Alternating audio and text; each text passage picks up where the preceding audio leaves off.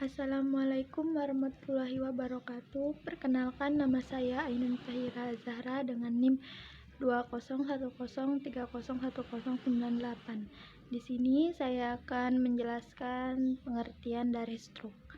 WHO mendefinisikan bahwa stroke adalah gejala-gejala defisit fungsi susunan saraf yang diakibatkan oleh penyakit pembuluh darah otak.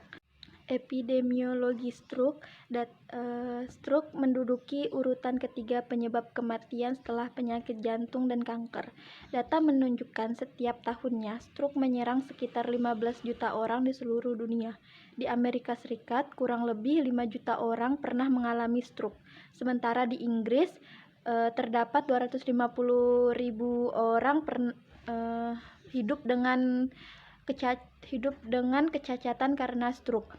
Di Asia, khususnya di Indonesia, setiap tahunnya diperkirakan 500.000 orang mengalami serangan stroke.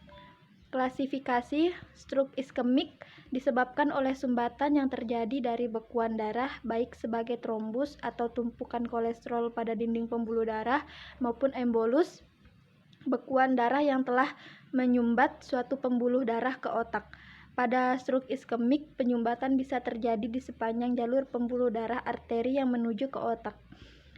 Stroke hemoragik terjadi ketika pembuluh darah pecah sehingga menghambat aliran darah yang normal dan darah merembes ke dalam suatu daerah di otak dan merusaknya.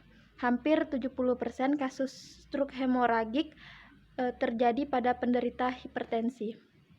Faktor resiko, faktor medis ada hipertensi, penyakit jantung, diabetes mellitus, kolesterol, osteoklorosis atau pengerasan pembuluh darah. Faktor perilaku ada usia, jenis kelamin, obesitas, genetik, merokok bagi yang pasif atau aktif, alkohol dan narkoba. Patofisiologi stroke, mekanisme terjadinya penyakit stroke, yaitu dari suatu ateroma atau endapan lemak bisa berbentuk di dalam pembuluh darah arteri karotis sehingga menghambat berkurangnya aliran darah. Endapan lemak juga bisa terpisah dari dinding arteri dan mengalir di dalam darah, kemudian menyumbat arteri yang lebih kecil.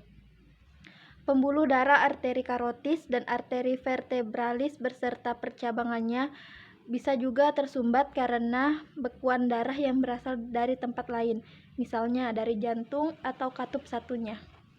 Gejala klinis, bagian sistem saraf pusat, batang otak, di mana terdapat 12 saraf krinal dan cerebral cortex.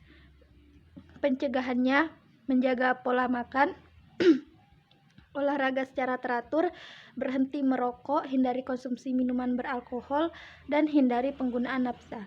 Sekian dari saya akhiri dengan wabillahi taufiq wal hidayah. Wassalamualaikum warahmatullahi wabarakatuh.